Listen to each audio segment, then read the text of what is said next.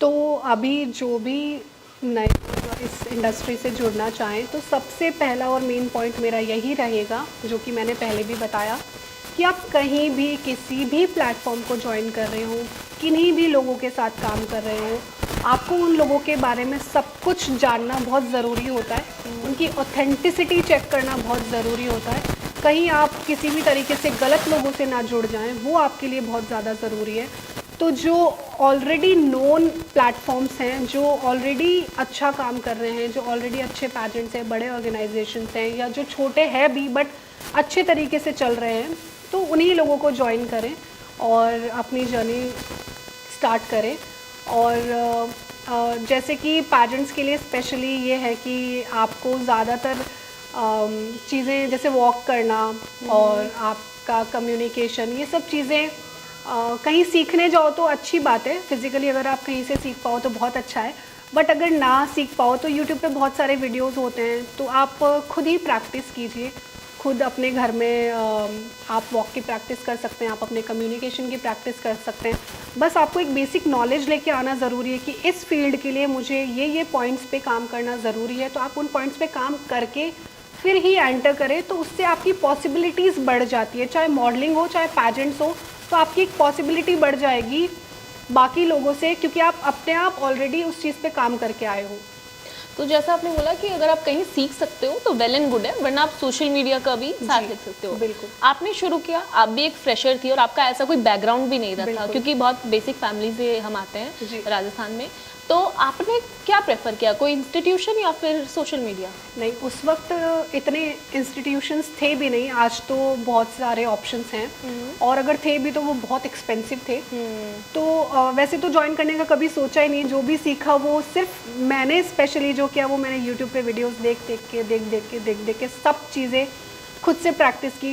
तो करते करते ही मैंने सारी चीज़ें सीखी है, जिसमें चाहे मेकअप हो, चाहे अपना ड्रेसिंग सेंस हो, चाहे कम्युनिकेशन हो, वॉक हो, सब चीज़ों पे काम मैंने ऑनलाइन सर्च कर करके ही किया है। मतलब सब कुछ खुद से किया, किसी इंस्टीट्यूशन का आपने हेल्प नहीं लिया?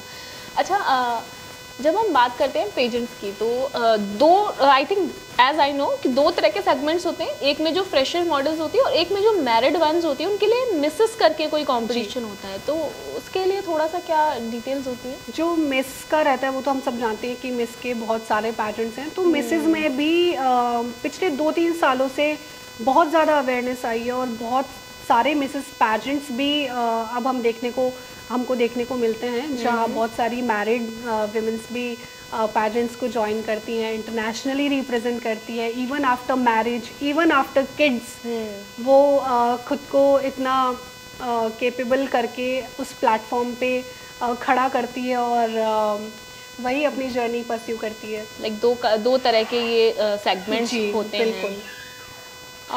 ओके। मिसेस के लिए पैजेंट्स, मिसेस के लिए भी अगर आपको कोई भी पैजेंट ज्वाइन करना है तो आप इंटरनेट पे आराम से ऑथेंटिक पैजेंट्स ढूंढ सकते हैं और आप उनको ज्वाइन कर सकते हैं। अच्छा, कभी फेवरिज्म हमें हर इंडस्ट्री में देखने को मिलता है।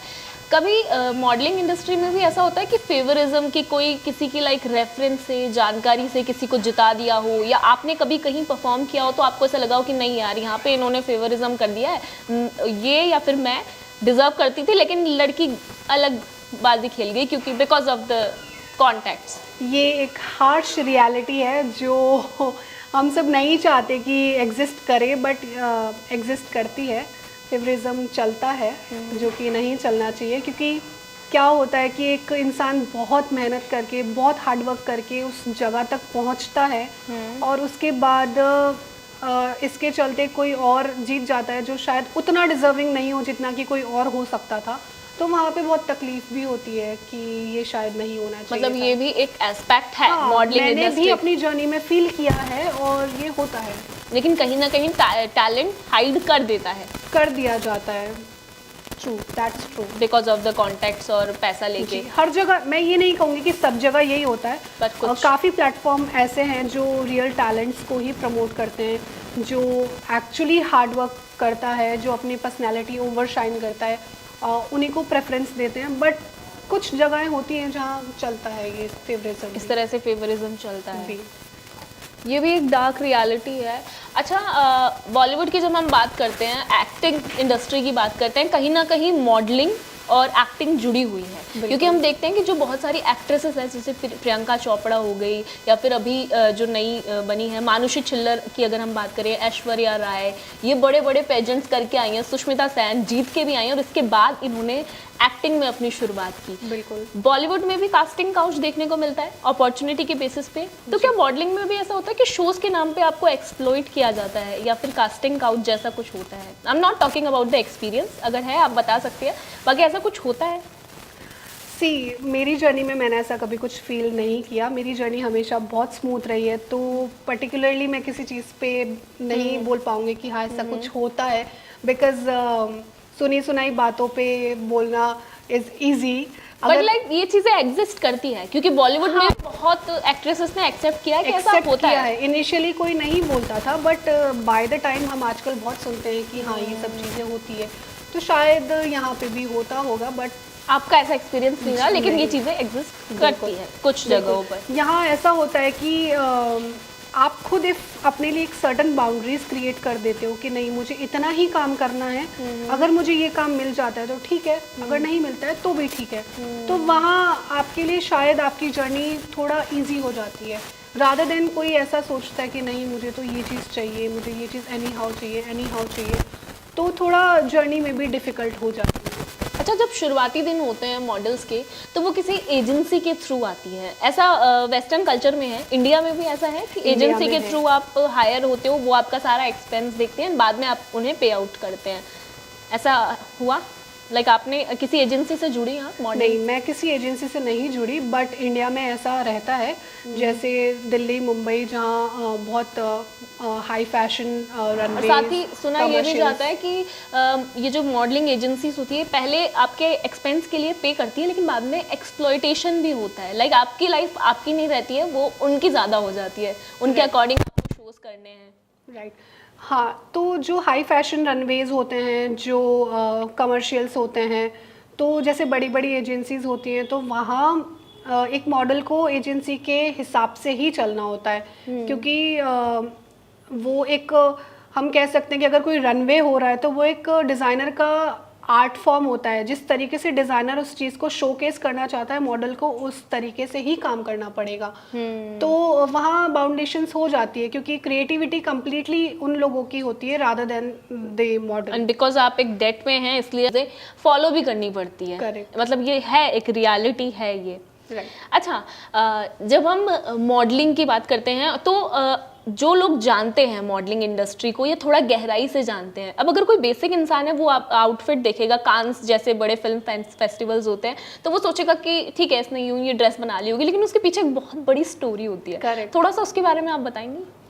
जो जैसे आपने जिस फेस्टिवल का नाम लिया है, वो अपने आप में ही बहुत बड़ी चीज़ है। तो वहाँ अगर कोई भी इंसान जा रहा है, तो वो बहुत लंबे टाइम से, हो सकता है 1 साल से उस चीज़ पे काम कर रहा हो, अपने आउटफिट पे काम कर रहा हो, तो वो एक लंबी स्टोरी लेकर चलता है कि नहीं मेरा आउटफिट इस चीज़ से रिलेटेड होगा, क्योंकि वो एक प्लेटफॉर्म ही ऐसा है कि आपको खुद को उस तरीके से शोकेस करना पड़ेगा, तभी आप जाके एक इंडिविजुअली स्ट्रॉन्ग पर्सनैलिटी दिख पाओगे। अच्छा, आपने ऐसा कोई आउटफिट कैरी किया है जो अपने आप में एक स्टोरी रखता हो, या जिसका कुछ मीनिंग हो, ऐसा कुछ पहना आपने?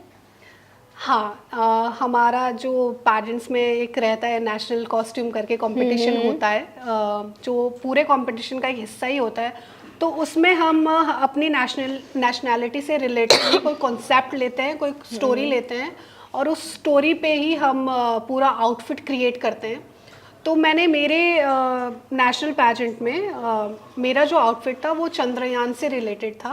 और पूरा आउटफिट पूरी उस चंद्रयान स्टोरी से पर बेस्ड था, क्योंकि उसी वक्त हमारा ये चंद्रयान पहुंचा था और उस ड्यूरेशन में ही मेरा पैजेंट था। तो मेरा पूरा आउटफिट सिल्वर कलर में था, और पीछे एक डिस्क सा डिज़ाइन था जिस पे चंद्रयान को पेंट किया हुआ था। तो वो किसी डिज़ाइनिंग स्कूल के स्टूडेंट्स ने मिलके बनाया था मेरे लिए। तो वो एक कंप्लीट चंद्रयान की स्टोरी को कैरी करता था, और उस आउटफिट की वजह से मैंने बेस्ट कॉस्ट्यूम का अवार्ड भी जीता था। सो बेसिकली वो बहुत रेलेवेंट हो गया था क्योंकि उस टाइम पे चंद्रयान जी। आया भी और उसी टाइम पे आपने वो कॉस्ट्यूम पहना, तो रेलेवेंसी की वजह से और अपने आप में वो एक स्टोरी थी, यानी कि हर आउटफिट एक स्टोरी कैरी करता है, जी। बस समझने की जरूरत है। हालांकि इसमें जैसे आपने बताया ये तो एकदम बिल्कुल ही डिपिक्ट कर रहा है जी। कि दिख रहा है। अच्छा, कांस वगैरह के बारे में आप क्या सोचती है? कभी आपका प्लान है कि आप कांस फिल्म फेस्टिवल में जाएंगे? क्योंकि आजकल बहुत सारे सोशल मीडिया जो है, मैं इसलिए बोल रही हूँ क्योंकि इन्फ्लुएंसर्स भी जा रहे हैं और कांस पे बड़े एलिगेशंस है कि आजकल हर कोई कांस में चला जा रहा है।